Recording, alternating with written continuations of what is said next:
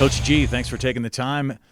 The women's basketball season is here. It starts tomorrow.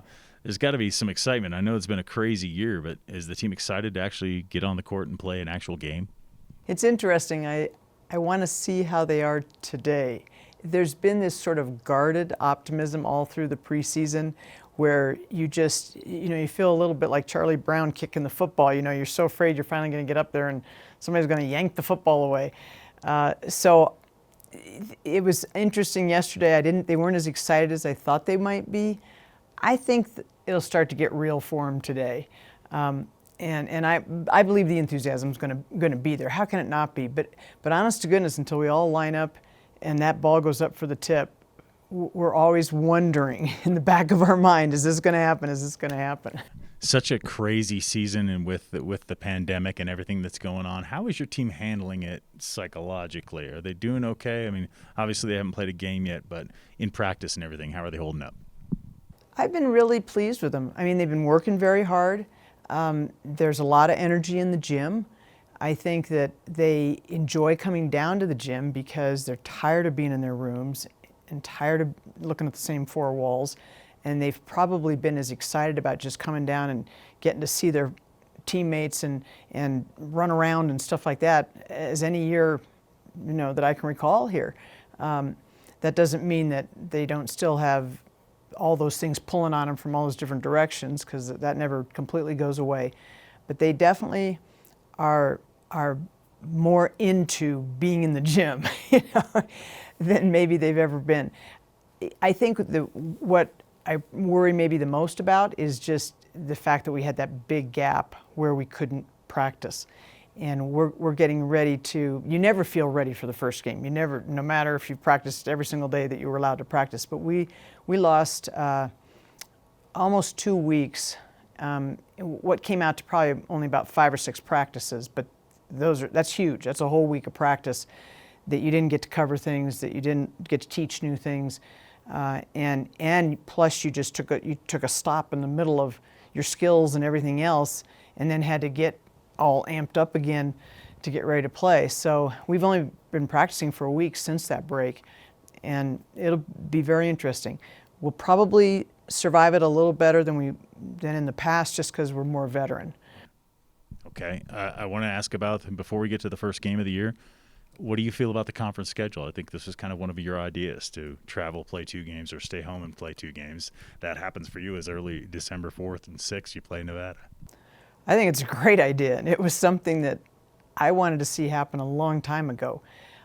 There was some resistance to it early on, not from the other coaches. I think all the other coaches felt the same way. We don't care. We're just going to do whatever it takes to have the best chance of completing our season. And this whole idea of playing these back-to-backs and minimizing travel, maximizing testing, those types of things made a lot of sense.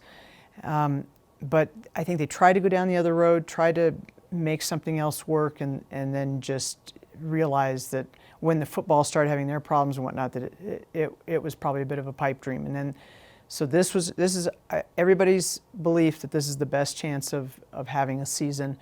It'll be weird. It'll definitely be, everybody, 2021 is going to have a big asterisk next to it for everybody, because of just how 20 game schedule. We've never done that.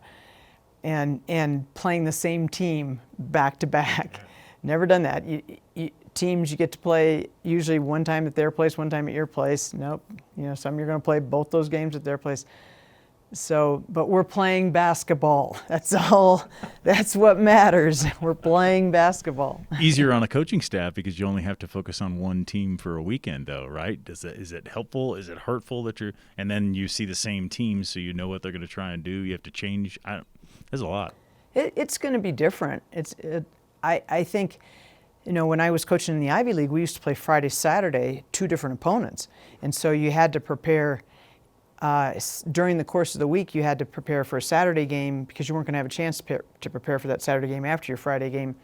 So that was to me a bigger challenge than, hey, you got one team, that day in between, you'll do some tweaking, you'll figure out what worked, what didn't work, change some things around. But gosh, yeah, it'll be kind of nice just to say, hey, let's get ready for Nevada. What's Nevada doing? We don't only have to think about Nevada this week. That'd be kind of nice in some ways. From the coach's standpoint, you're right. But the only team you're really thinking about right now is Denver. But you probably don't know an awful lot about them. So what can you expect tomorrow night?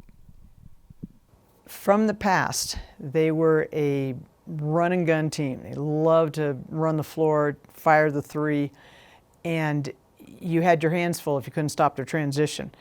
Now they have a new coach, and they lost a couple of key players for them from last year. I haven't. We did play them 2 years ago. We played them at their place. I actually was not present at that game. That was a tough weekend for me personally, and I wasn't there. So I haven't seen them in a long time, me personally. So we're trying to gather film on where their current coach came from. She came from Tulane. So we're trying to understand what Tulane liked to do, because we figure that's what she'll teach. And then trying to remember a little bit of their personnel. And I still think they're going to be a big-time transition team. It's sort of in their blood. That's what they did for many years. And I think we're still going to have to be able to stop their transition, stop their three-point shooting. It's going to be likely to be a fast game, because we like that too. And we're going to just keep throwing bodies at them. And we've got some depth this year. We're excited to use it. It might come in handy if that first game is just a track meet. Definitely. But finally, you're probably more worried about seeing what your team can do in this first game than anything else, right? Absolutely. That's all you can really worry about. And especially with this little preparation time as we've had, we haven't spent any time on Denver. We'll look at the scout today. We'll talk about a couple things we need to have ready, but it's about us and trying out some things that I'm interested. I feel like we have to figure out how many players can help us, and we need to get as many players ready as possible, because we don't know. We don't know when we might lose somebody to COVID protocol, or we have to get as many players ready as possible. So I may play 15 people tomorrow. And I'm not going to be concerned about playing 15 people, because I think we have 15, 16 people that are going to be just fine when they're on the court, which is a nice feeling. I mean, they're not as experienced. Our veterans, no question, are head and shoulders. That whole returning starting lineup is head and shoulders ahead of the others in terms of their experience and their understanding what's going to happen when they're out there on the floor and what it takes and all that. But the younger players, and then we've got a good contingent of players that got a lot of minutes that can be in another group, and then we've got some really good young talent that we just want to throw them out there and kind of see what they can do. And you have to live with the good and the bad when those guys are on the floor. They're going to do some really good things. They're going to do some really bad things, and you have to be okay with that. Which I am right now. It's early, and we just want to get ready. You're never the same team in November that you are in January. All right, Coach G, thanks for the time. Good luck tomorrow night. Okay, thank you.